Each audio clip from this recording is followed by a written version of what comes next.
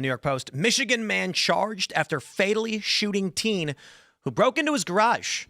Now, on the surface, if I'm told someone breaks into his attached garage, part of his house, and he shoots them, I say, well, hold on. That sounds like castle doctrine. That sounds like self-defense.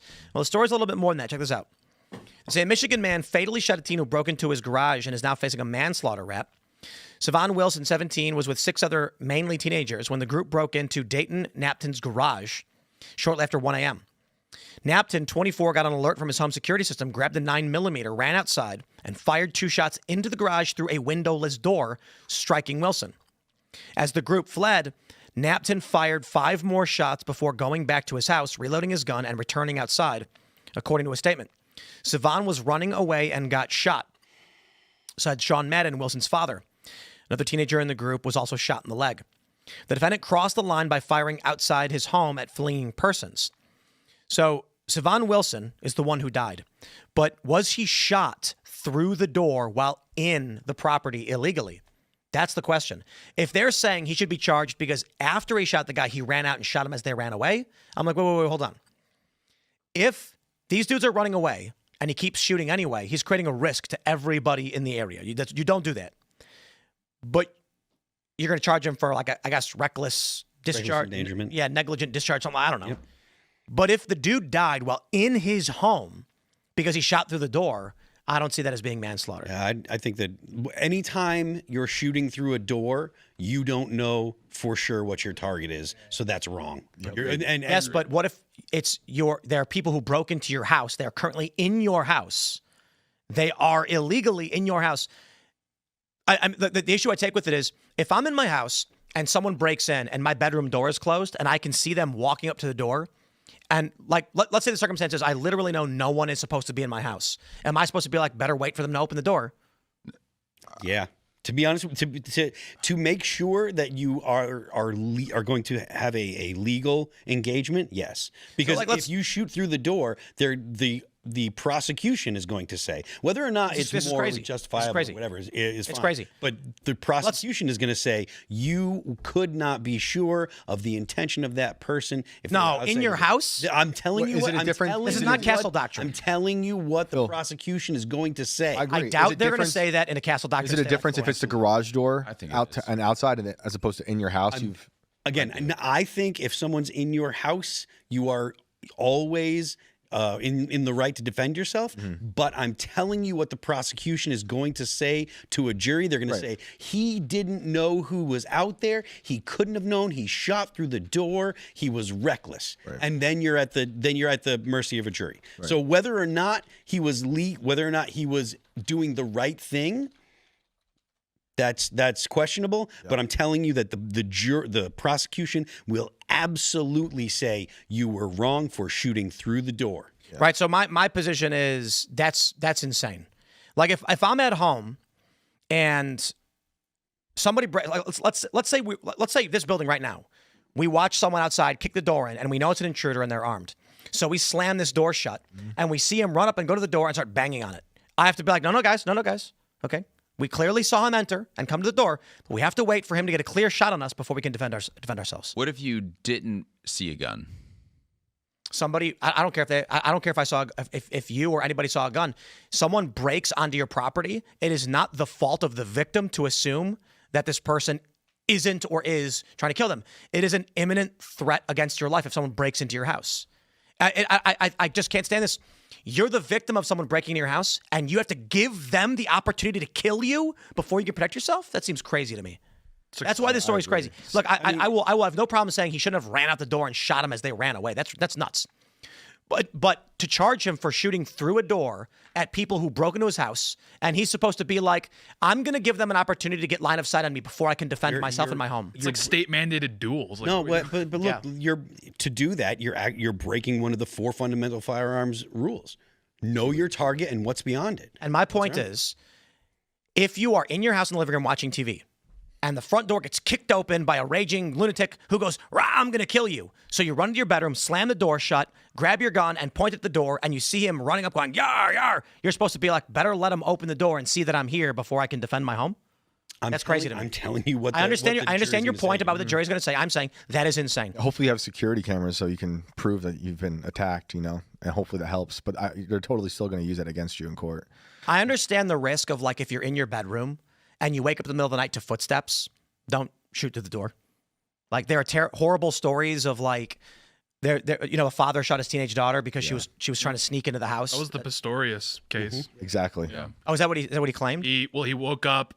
The fans, he had like a bunch of fans and it was super loud, and he heard commotion in the bathroom. So he goes in there, sees the door shut to to the toilet, and just starts shooting through the. Yeah, but I don't believe that. Another thing It's is also South Africa, so it's like there's probably a criminal in there at all Was he in times. South Africa? Yeah. Oh, wow. another okay. thing. If there's someone coming towards your room or whatever, and you're in a room, that's the opportunity for you to get an angle on them, right? If you shouldn't be standing in front of the door, you get an angle. The normal person doesn't know. Pardon me? The normal human If being. you own a gun, you should probably have an idea how to engage someone else with a gun if you're gonna have a gun for home. I'm just glad I don't have a I'm garage. tired of these stories where a criminal caused a fight and the homeowner is the one who gets punished. for it. Absolutely, I'm 100% in agreement with you.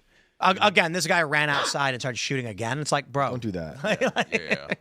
But there's that security guard we talked about that they're trying to put in prison because a criminal tried charging past him and he grabbed him, and then the criminal was on top of him punching him in the face, and when he shot the guy, they charged the security guard with murder. Oh yeah, that ain't right. I mean, it's Albuquerque. You live in a communist state. That's what you get. But I've already tweeted that like I would be willing to help that guy with his legal defense in whatever capacity I could. So Yeah. this is the challenge, I suppose. What happens to this country when we have expanding narco tyranny? This is in Michigan, and I wonder if the only reason they're actually charging him is because he chased after him. But at the same time, there's also this. At a certain point, people just say no. And when you got, what was it? What did they say? 6 teens or whatever? 7 dudes break into his house.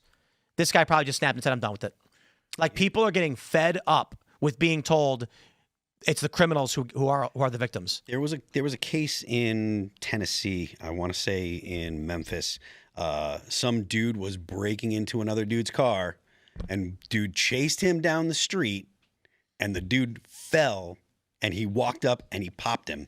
Oof. And the jury said not guilty because they were tired of all of the people behaving that way. Wow. It was a very famous case. The guy, in most circumstances, people would say that it was an execution, but the crime had gotten so out of hand in Memphis, they were just like, he's not guilty. But people also don't understand that, I've seen videos where 2 guys are fighting, and then one guy will immediately disengage from the other guy, like the fight breaks, and then he pulls his gun and starts shooting him. And the comments are like, he wasn't even fighting anymore. The threat was over. And it's like, dude, these people don't understand that someone is trying to kill you. You don't know if they're going to pull a knife or a gun. Yep. And so if there is a reasonable fear of threat, I think is what is it called? Imperfect self-defense in some of these circumstances where maybe you weren't really being threatened, but you perceived one, so you were entitled to your self-defense. Mm-hmm. Well, that's just the whole thing is people are just completely disengaged from violence because like we have such in many ways, like a lot of people are insulated from violence. This is the whole Daniel Penny thing is like there's so many people that couldn't wrap their head around like, oh no, he was just like yelling on the train. And it's like, cause so many people are just completely removed from actual violence. It's like, no, that guy was about to snap at any moment. I think we're dealing, it's the funny thing about that show Pluribus we were just talking about. In that show, the hive is like all-knowing and reasonable and like, we just want you to be safe. But in real life, the woke hive is like, let the criminals succeed. Mm-hmm. And you're like, why are you so evil? Yep. I actually think the hive would be evil. Yeah, it has to. Would be evil? Yeah, absolutely. It pretends to be nice, though. Yeah, but they, like in the show, they like, we'll give you anything you want. Mm-hmm. We'll fly a helicopter in. They'll bring you a jet to fly you anywhere you want in the world. All that stuff. It's like, they also massacred 1 billion people. Right. And I think maybe that's what it'll turn out to be, that they're actually tricking them or whatever. Right. I mean, it's like leftists today. A lot of politicians will give you paradise, but to get to that paradise, there's a lot of violence and destruction that has to happen. It's not really $1,000 tariff chop. It's not paradise. In their terms, it's paradise. I honestly don't even think they're offering. I think Mamdani is just basically saying like, hey, I'm going to steal their money and give it to you, and then the system will burn down, but at least you'll get some before it goes. That's the sentiment that people have now. Like the people that are on the left that are like, no, you should give us these benefits or whatever. You talk to them And they're always, well, the billionaires have done this, the billionaires have done that. Billionaires have done nothing to make your life worse. It's raiding the But treasury. they swear up and down that billionaires have hurt raiding the themselves. treasury. Yeah. They all use Amazon too, by the way. Yeah, exactly. This is the worrying thing going into 2026 is the leftist apparatus may be routed with like the closing of USAID, but we still have judges, we still have DAs who have been heavily funded by leftist organizations. Just because USAID and these slush funds were shut down doesn't mean that we've actually stopped the problem of these people who already got elected or are already on the bench for life or however long they're going to be, and they've been funded by even outside of USAID and other things. You've got Open Society, Soros's thing. They're all still there. So what do we like in order to get past this anarcho tyranny stuff like we're seeing? Is it just a matter of time before we rout them? Are they going to hold these positions forever? Like, what does this mean for us? It's going to be an ongoing struggle. Just like the founder said, liberty, or like Ben Franklin said, a republic if you can keep it. Right. It's a constant, ongoing thing. As much as people will criticize Ronald Reagan was right when he said liberty is never for more than a generation away from dying. Good Lord, I can barely speak. Thanks for checking out this clip from Timcast IRL. Make sure to watch the show live Monday through Friday at 8 p.m. Subscribe to this channel, and we will see you all there.